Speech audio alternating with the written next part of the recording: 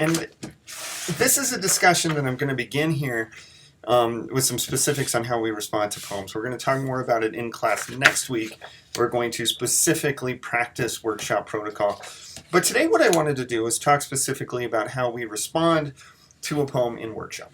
So I have a handout that I've made. There is a PDF of it on this discussion thread, so you should be able to easily have it and follow along with what we're doing. And what I want to do is just kind of walk my way through this and talk to you about it. Now, if you have specific comments or questions, please post them below. I really want to make sure that these videos are interactive. I can see how many people have interacted with the videos based on views, but I also want to make sure that I'm getting a specific sense of you watching them by responding to me. Because there are things that if I talked about this in class, we'd have all sorts of conversation. I want to try to replicate that as best I can through your comments. So please think of things that you want to say, that you want to comment on or ask questions about as we go. So what I have in this are 9 categories of questions. Obviously, it is far more than 9 questions, and I want to make sure that when you are workshopping poems, especially early in the semester, before you really fully get the hang of it, then you keep these questions nearby and respond to them and think about them as we go. And definitely we'll make sure that we have these questions with us when we meet in class next week when we practice these skills that we are developing.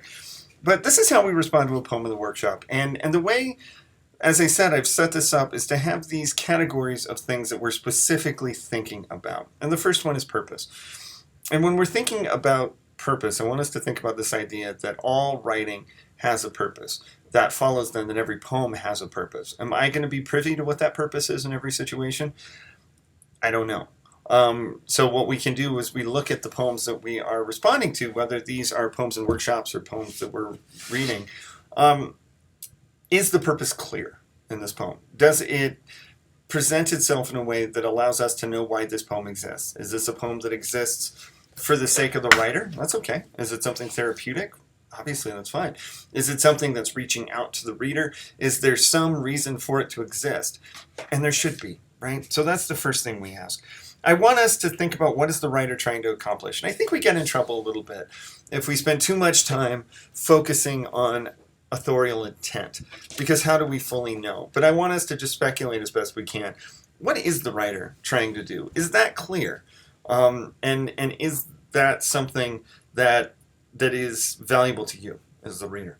What do you think the piece is actually accomplishing? This might be different than what the writer's trying to accomplish. Maybe the writer is trying to say one thing, but the poem itself ends up saying something else. Think about that. Think about how we got there.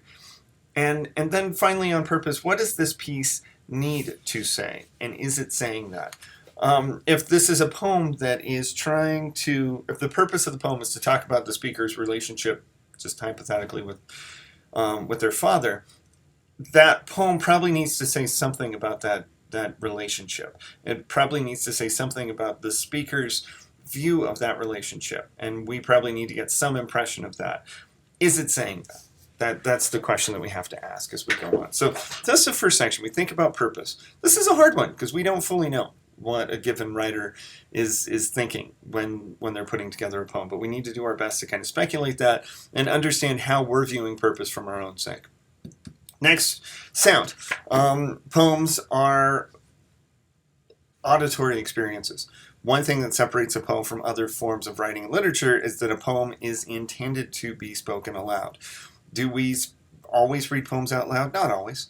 Sometimes we have poems that exist on the page, and sometimes there are poems that are so experimental or obtuse it's hard to read them out loud. There's some poems, concrete poems, that exist to be viewed. So poems are intended to be read aloud except when they're not. But I think that thinking about sound is going to be really valuable here. And let's talk about that. So the first thing you should do with your poem is read it out loud. And I want to make sure that we do this with all the poems we workshop. Whenever we workshop something, let's read it aloud. Privately, we're going to read the poems aloud in class, but I want to make sure that we read the poem out loud first. How does it sound? Think of ways this piece could sound better. So what do we like about the way it sounds? What do we not like? Is it creating a musicality? Is it maybe creating too much musicality that ends up distracting from the actual intent of the poem? Is it just a perfect balance? Think about that. What is it doing to create a distinct sound. What strategies is it using? Is it using rhyme? Is it using alliteration, assonance? Is it using just patterns and certain things like that? Is it trying too hard? You can interpret what that means. But sometimes we read a poem and it feels like, oh, okay, this poem is kind of hitting me over the head. Every other word starts with the same letter, so it's clearly trying to emphasize that. Sometimes that can flow in and it feels very natural, and sometimes it doesn't. Think of Coke's The Two Languages. We haven't read this, but basically what Kenneth Coke talks about in his book, Making Your Own Days, which is this one here, he talks about the two languages, and his basic idea is that there is the language that we speak on a normal basis, and then there's the language of poetry. And when it comes to the language of poetry, we allow things to be said that might not make sense in a literal, real-world way that in a poem we're kind of okay with. So in the book, he gives us this example of 2 and 2 are rather blue. And in the book, he says, no, 2 and 2 are 4. But that's the regular language. In poetry language, we can have 2 and 2 are rather blue, and it makes some kind of sense because the rhythm and the rhyme and the patterns are making it make sense. And so that's what we mean by the two languages, is that there's the real world language, and then there's the poetic language in which sometimes sense can be overridden by something else, by musicality or whatever else. So that's what we mean by that. So when we talk about the two languages, does this poem feel like it's capturing that second language? It's okay if a poem doesn't. Some poems don't necessarily get into that world. But if a poem is doing something that maybe doesn't make sense, is it earning that through that second language, that poetic language? Opening and closing. This is important. Does the piece begin and end as effectively as it could? Think about that first line. Is that first line the best entry point in the poem? Sometimes it's not. Sometimes we'll find that the best entry point into the poem happens about 4 lines later. So we need to go in there and figure out how that poem is functioning. Same with the ending. So we should not be afraid when we're looking at poems, especially in workshop, to make suggestions like, is this the best place to begin the poem? Oftentimes poems in early drafts don't really get started until about 5 lines in. That maybe we feel like we're getting it started, but what we're doing is we're sort of tiptoeing into the poem, and maybe by line 5 is where the poem actually starts, and we can get rid of what happens beforehand. That's not the case with every poem, but it's important for us to not feel too attached, either as readers or writers, to what comes at the beginning or the end. So I really want to make sure that we spend time thinking about whether or not this poem is beginning or ending as effectively as it could. So think about that. Is the beginning later in the piece than it actually begins? Is it earlier?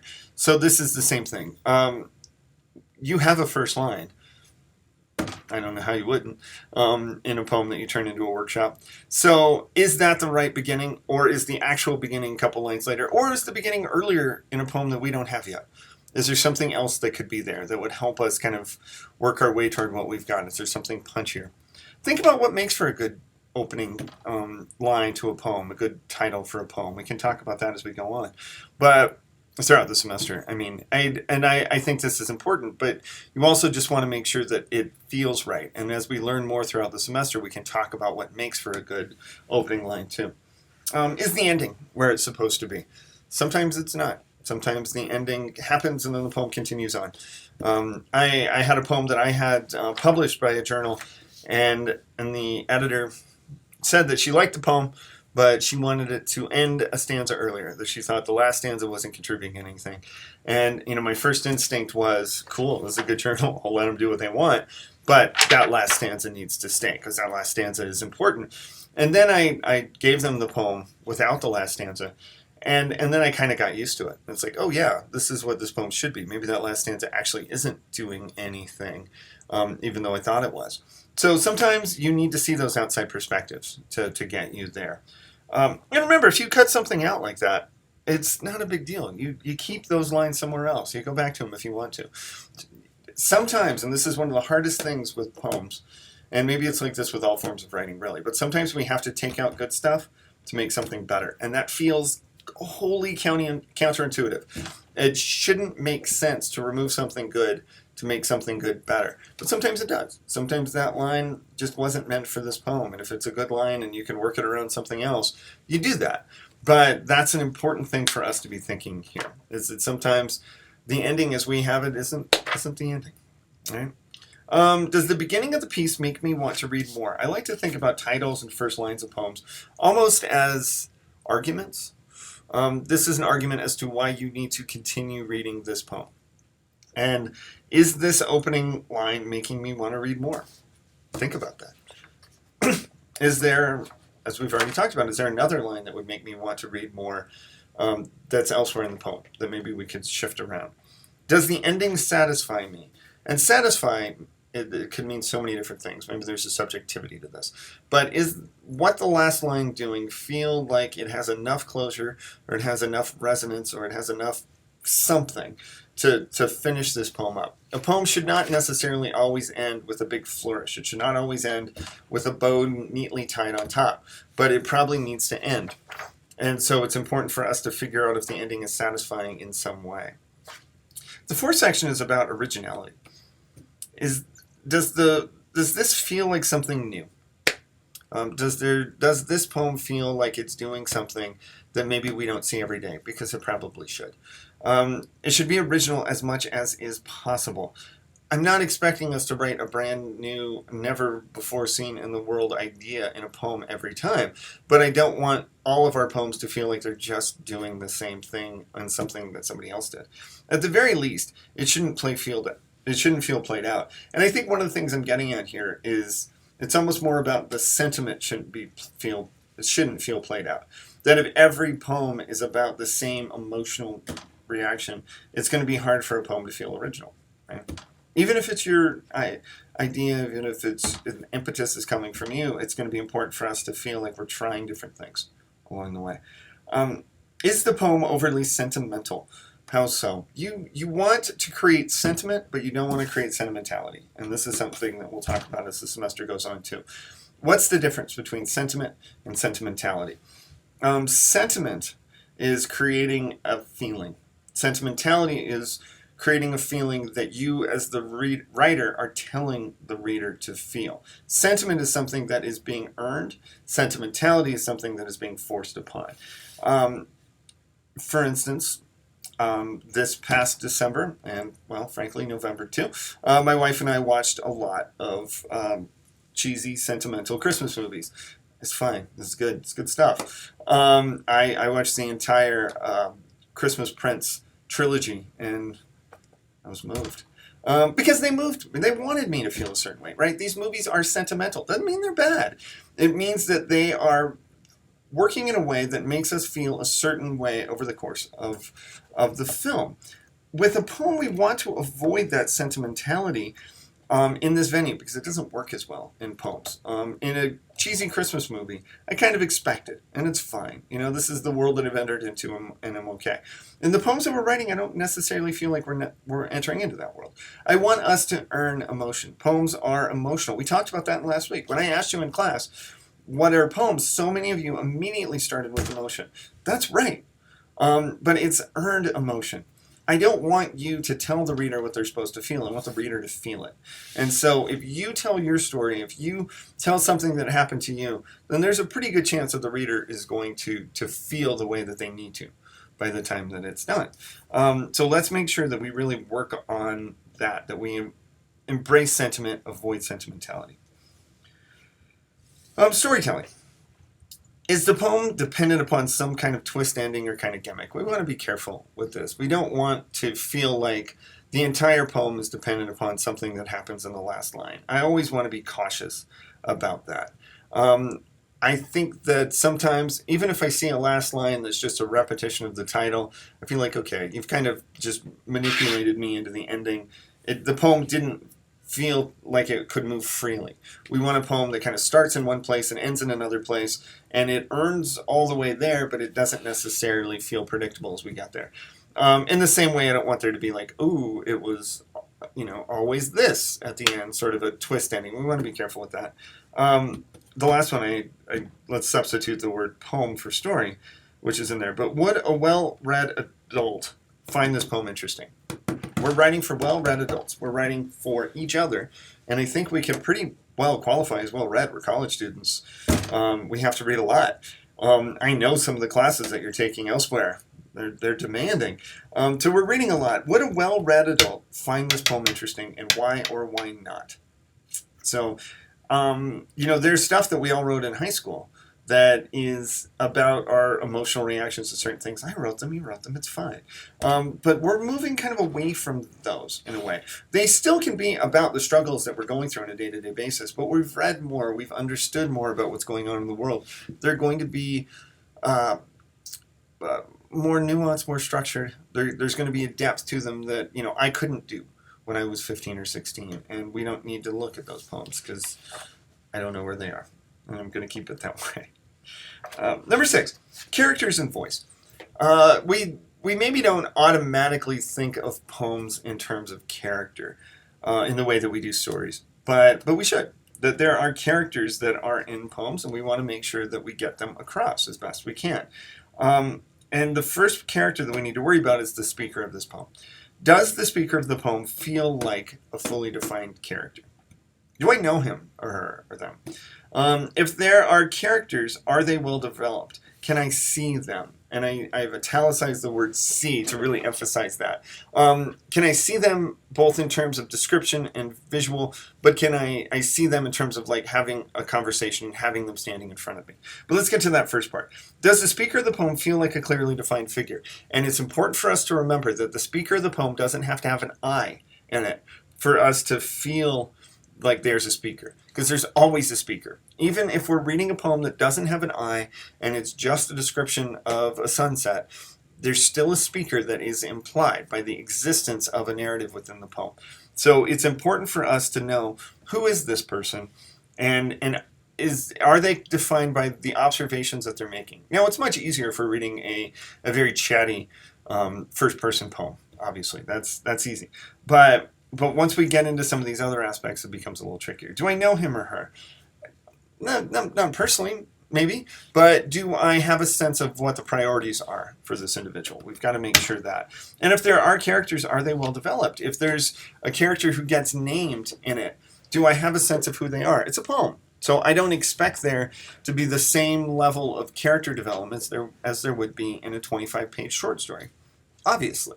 But I want to make sure that I get enough of these characters to fully understand them. And again, when we start talking about poems and looking at other poems, and we're going to talk about poems next week in class, I'm going to give you, probably later today, a list of famous poems, like classic things from the archives, and we'll look through them. And I'd like you to kind of read through them a little bit. You don't have to go through them in great detail, but read through them. A lot of them are classics. I'm going back way back in time in the Western poetic canon, so lots of white dudes, and we'll go through it and kind of read through what some of those classics are and talk about how we get to that point as we go on. So who is telling the poem? Is this the proper person to have this responsibility? Think about that. As you're reading through the poem, is this the person who should be telling the story for good or bad? What personality comes across through the speaker? This is going to depend so much upon the poem, and we just have to make sure we're really looking at it. Okay, 7th and 8th sections are about condensing and elaborating. So let's talk about 7 first. Can this poem be tightened? What is getting in the way of the really important stuff? We really want to strive in our poems for an economy of language. And what I mean by that is I want us to be economical in our language. If there's a word that shouldn't be there, get rid of it. And we can talk about this very much in individual word basis. If there's a word that shouldn't be there, make it go away. We want our poems to be tight and taut, and when we're reading through them, that there's nothing there that isn't essential. So what can be tightened? And I think often when it comes to a poem, a good guideline is to try to knock it down by 10, 20% or something. Sometimes I've recommended to students just count the words and take out 10% of the words. And maybe that's a whole line here, it's a the there, something like that. But just make sure that you are tightening up as much as possible. Poems are economical. Now you'll say that there are poems that are not economical, that are pages and pages long. It's true. But even with those poems, they're striving for economy on a line-to-line basis. So we've got to make sure we're tightening and getting rid of anything that doesn't need to be there. So when you're reading through poems, I want you to think, are there places that the poem could be tightened in order to improve it overall? Look through and find opportunities within a given poem to take stuff out and tighten it. But then I get to 8, and that's elaborate. You might think that these two things can't go together, or there's one poem that I would tighten and another poem that I would elaborate, but these can happen in the same poem. Because there might be some places that need to be tightened because they get too wordy, and yet there's other stuff that just isn't developed at all. So when we're talking about elaborating, what needs to be developed further? So we've taken stuff out and we've tightened certain sections, but now there are other sections we need to elaborate and develop. Okay? Is there something that should be dealt with more fully? Perhaps it's something that doesn't make sense or is interesting but not developed. This will happen, right? That we'll have a poem that will go on in great detail about one thing that the reader's kind of burnt out on, but then there's this other thing it just rushes past. So we need to make sure that we work in harmony with condensing and elaborating. It isn't just one or the other. We do both in this. Finally, we can play around with the order of the poem. What if the piece to this puzzle were moved? How would that affect the poem? What if we moved line 2 and put it down toward the middle of the poem, and then we took something that was at the end of the poem and we turned it toward the front? What happens? Don't be afraid to reorganize a piece of writing, even somebody else's, to see if something more interesting exists beneath the surface. This is really an important thing. One of the things I love to do at workshops, sometimes we'll take a given poem and I'll move stuff around and then, hey, let's read it again. So I've got a 10-line poem that I started with. I cut out 2 lines. I moved line 9 to where the second line would be, and I moved line 4 to where line 7 would be, and I kind of shifted things around. Now let's see what happens, and then we'll read it together in class. We'll do this a lot. It's like, okay, I'm going to get rid of this middle stanza. Now I'll read it with you, and you tell me how it sounds. We'll do that. Don't be afraid to move stuff around. It's kind of fun. And it's good for the writer of the poem to hear what it sounds like in different ways. And as the writer of the poem, maybe you'll end up disagreeing with perspectives that people in your class have had. I'm sure you will. But it's always interesting to get a grasp of what other things could happen in a poem so that you could try new things and get there. So hold on to this and really think about the way that we respond to a poem. Because one of the hardest things you're going to do over the course of the semester is learn the language of how we talk about poems. It just is. You're going to have to spend time learning how to respond.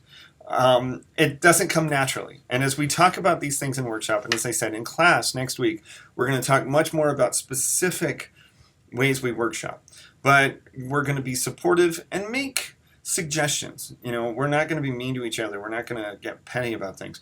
But we're going to move from the positives to suggestions on how we can make it better. We're always going to start off with things that we think are working. So as you go through this list, you'll think, okay, actually I thought the poem really was original, or I really liked where it ended. Maybe there's things that can happen at the beginning, but this stuff at the end is really good. You tell the reader or the writer that, and that helps us have a sense of how to build this. So take a look at this list. Look at this list as we read through different poems and sections and things like that, and it's going to definitely help you as you go on. So if you have any other questions about anything, as I said, post them below, and I'll get another video up later this week as we talk about some of the other texts that we're reading, but I love to hear your feedback and comments below. So thanks everybody, and have a lovely day.